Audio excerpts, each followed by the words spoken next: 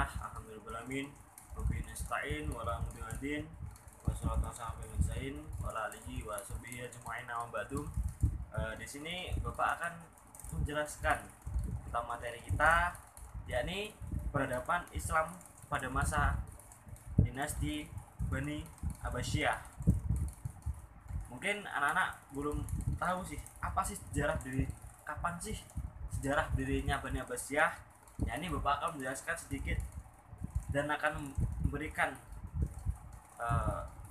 ilmu saya pada anak-anak agar anak paham sejarah dirinya Bani Abbasiyah. Ya, ini dinasti Abbasiyah didirikan pada tahun 132 Hijriah atau 750 Masehi oleh Abdul Abbas As-Saffah dan sekaligus sebagai khalifah pertama.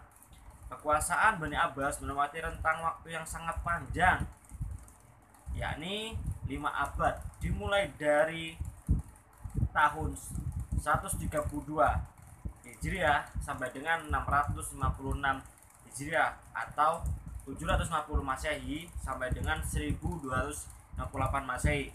Berdirinya pemerintahan ini dianggap sebagai kemenangan pemikiran yang pernah digunakan oleh Bani Hashim Alawiyun setelah meninggalnya Rasulullah SAW.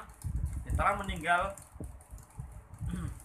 Rasulullah dengan mengatakan bahwa yang berhak berkuasa adalah keturunan Rasulullah dan anak-anaknya.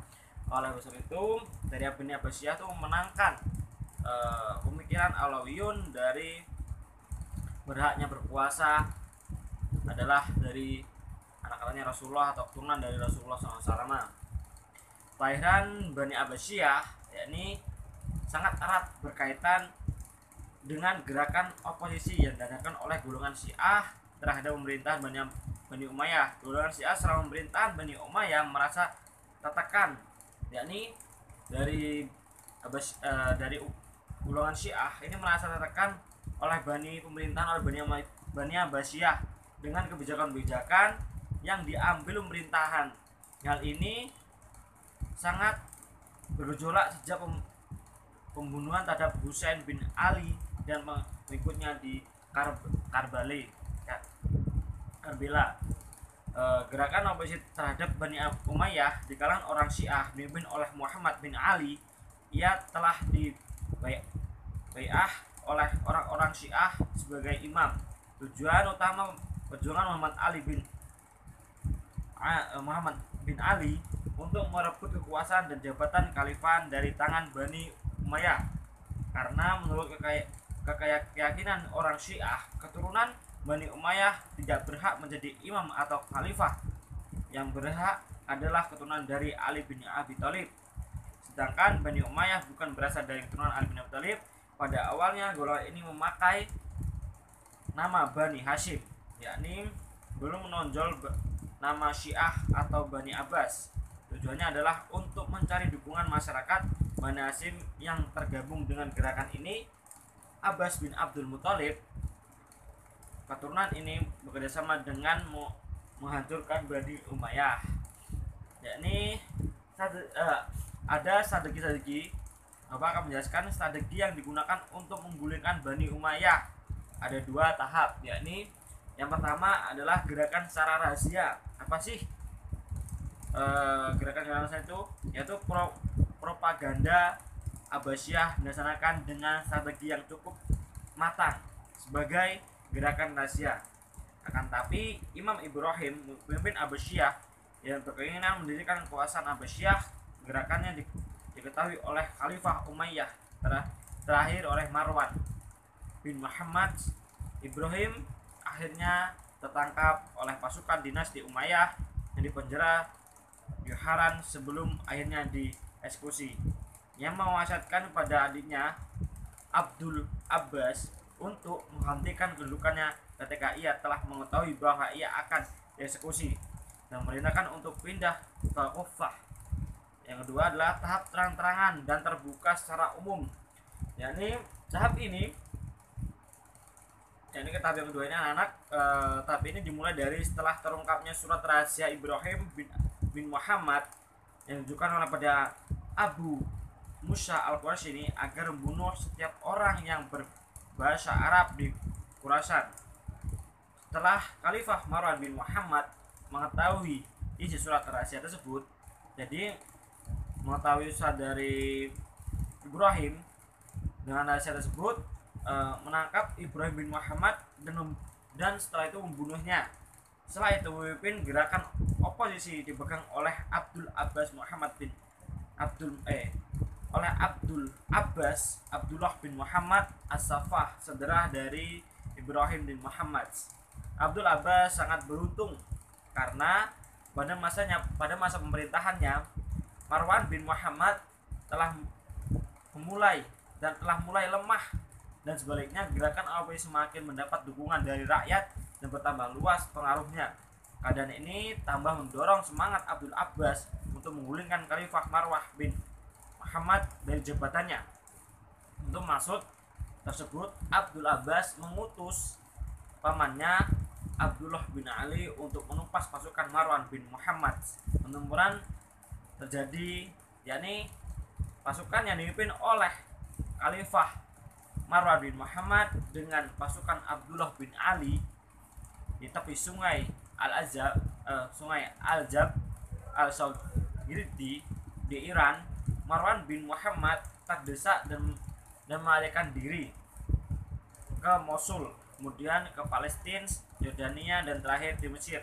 Abdullah bin Ali terus mengajar pasukan Marwan bin Muhammad sampai ke Mesir, dan akhirnya terjadi pertempuran di sana.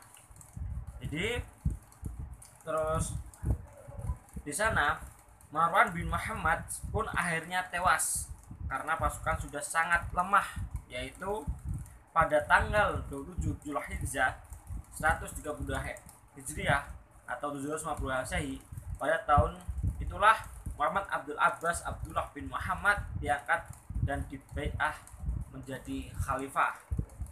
Dalam pidato pembaiatannya tersebut, ia antara lain mengatakan, "Saya berharap semoga pemerintahan kami Bani Abbas akan mendatangkan kebaikan dan kedamaian pada kalian, wahai penduduk Kufah, bukan intimidasi, kezoliman, malapetaka, dan sebagainya."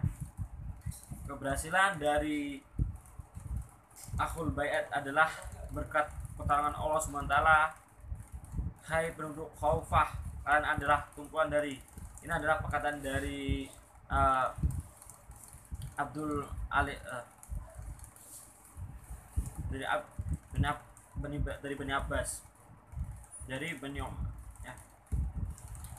Yakni kita akan membahas lagi dari setelah Abdul Abbas resmi menjadi khalifah, ia tidak lagi mengambil Damaskus sebagai pusat pemerintahan, tetapi ia memilih Kufah sebagai pusat pemerintahannya dengan beberapa pertimbangan sebagai berikut, yakni ada pertimbangan, yakni anak-anak harus ketahui pertimbangan kenapa kok dari Bani Abbas ini tidak mengambil Damaskus lagi untuk sebagai pusat pemerintahan. Yakni ada pertimbangannya, ada satu, para pendukung Bani Umayyah masih banyak yang tinggal di Damaskus. Ini pertama pertimbangannya. Yang kedua, kota Kufah jauh dari Persia, walaupun orang-orang Persia merupakan tulang punggung Bani Abbas dalam menggulingkan Bani Umayyah. Yang ketiga adalah kota Damaskus terlalu dekat dengan wilayah kerajaan Bizantium yang merupakan ancaman bagi pemerintahannya. Akan tetapi pada masa pemerintahan Khalifah Al-Mansur 754 sampai 775 Masehi dibangun kota Baghdad sebagai ibu kota dinasti Bani Abbas yang baru. Yaitu terus sedikit dari penyampaian dari pengenalan dari sejarah dari Bani Abbasiyah, dari penumpahannya, dari menaklukkan dari Bani Umayyah sampai kota yang sekarang dijadikan sebagai ibu kotanya bukan di Damaskus lagi, dan pertimbangannya dan gerakan-gerakan apa saja sih yang diajukan untuk melemahkan pemerintahan Bani Umayyah. Itu mungkin anak cukup paham lah masalah ini. Mungkin dari Bapak saya mohon maaf beberapa kurang jelas untuk penjelasannya. Mungkin cukup sekian dari Bapak. Saya kulubani adamun khoton warokatina guna wa wassalamualaikum warahmatullahi wabarakatuh.